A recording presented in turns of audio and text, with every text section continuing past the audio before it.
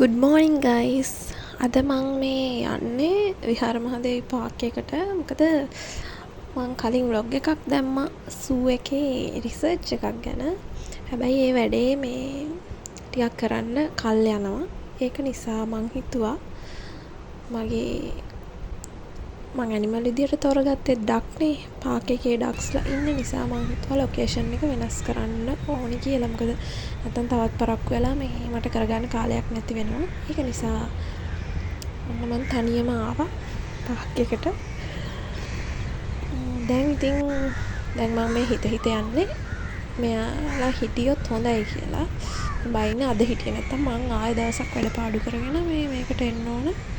ඔය යන ගමන් මේ ඉන්නේ කිරල්. යාළුවත් බල ගොඩක් සත්තු ඉන්නවා මේ පාක් එකේ.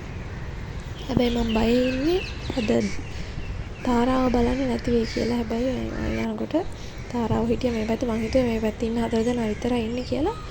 මේ චුට්ට වෙලාවක් බල ඉද්දි තමයි දැක්කේ මේ එහා පැත්තේ ගොඩක් ඉන්නවා කියලා. ඊපස්සේ මෙයාලාගේ විස්තර ටික අරගෙන වීඩියෝස් ෆොටෝස් ටිකක් අරගෙන මං එහා පැත්තට ගියා. උදේම යන එක ලේසි.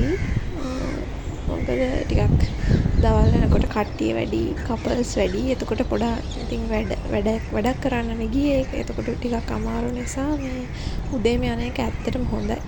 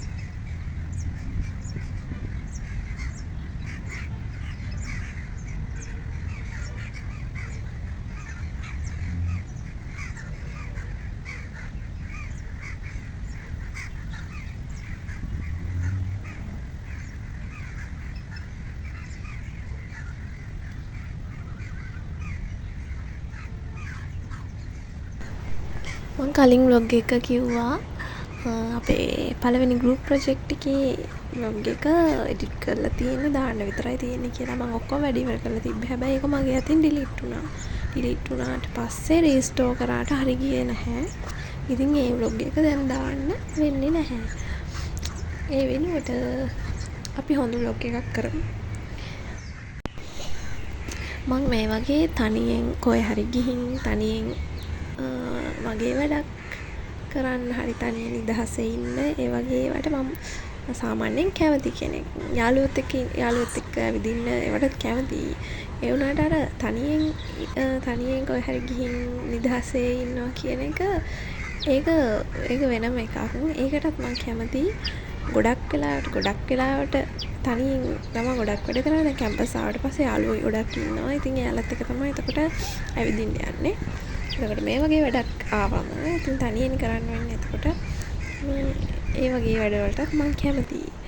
මම හිතන්නේ ඉතින් මිනිස්සෙක් විදියට ඇත්තටම අපි දවස ගත කරන්නේ කැම්පස් යන නිසා මුළු දවසම ලෙක්චර්ස්, පාඩම් කරන වැඩ, ප්‍රසන්ටේෂන්, වයිවා, අසයින්මන්ට් ඒවා ඔක්කොම ඒවා කරන්න දවසම යනවා ඇත්තටම. හොස්ටල් එකට ඇවිල්ලා නිදහසේ ඉන්න කියලා පොඩි වෙලාවක් තියාගත්තට වැඩ ගොඩක් තියෙන නිසා ස්ට්‍රෙස් කියන එක තියෙනවනේ. එතකොට මං හිතන්නේ හැමදාම නැතත් දවස් 2-3කට සැරයක් හරි තමන් වෙනුවෙන් තමන්ට පොඩි වෙලාවක් වෙන් කරගන්න පුළුවන්. නිදහසේ තමන් කැමති දෙයක් කරන්න, තමන් කැමති දෙයක් කාලා බීලා ඉන්න, සතුටින් ඉන්න. සමහර වෙලාවට මේ ඒ වගේ ඒ හම්බෙන පොඩි වෙලාව හරිම සතුටින් ගත කරන සාර එකතු වෙලා තිබ්බ හැම ස්ට්‍රෙස් එකක්ම අඩු වෙලා යනවා. මට නම් ඇත්තටම එහෙම වෙනවා. අර ස්ට්‍රෙස් වෙලා මේ වගේ තනියෙන් වැඩක් කරන්න, තනියෙන් නිදහසේ ඉන්න හම්බුනාට පස්සේ අර ස්ට්‍රෙස් එක අඩු වෙනවා. පොඩ ඔළුව නිදහස් වෙනවා. මම හිතන්නේ මොනසෙට ඒ වගේ පොඩි වෙලාවක් තමන් වෙනුවෙන් තියාගන්න එක ගොඩාක් වටිනවා කියලා.